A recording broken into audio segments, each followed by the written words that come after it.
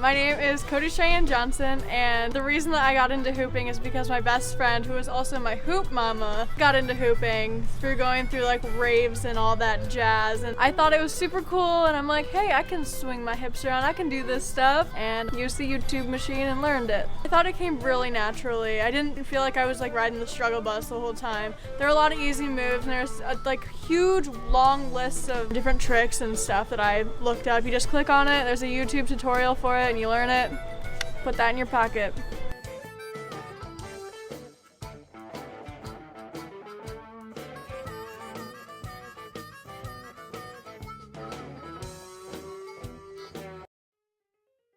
There are a couple different types of hoops that you can get into. Day hoops, which come with different piping and tubing and stuff, and you can get different colored tapes and everything and different colored tubes, and everybody usually likes that stuff for during the day when it's actually visible. But when the lights turn down and it's nighttime, you can get an LED hoop. They have LED lights within the tubing, and you can program them, and it's so awesome because you can just plug it into your computer, and like anything that you create on Photoshop or download any pattern you can put on, and it'll show up.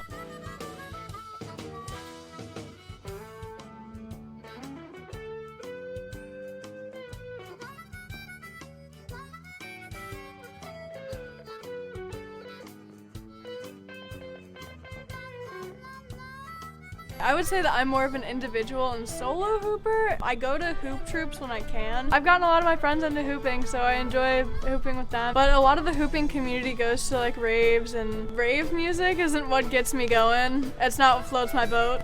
Yeah, I could say these are my baby steps. At the moment, this is kind of just a hobby for me, but I do eventually want to become a performer. I would say there's kind of two separate communities. The rhythmic gymnasts are people who perform at the Olympics. They're not the ones who are posting on Instagram. They're the ones who are 13 years old, like drilling every day, all these insane moves, and who do ballet and gymnastics.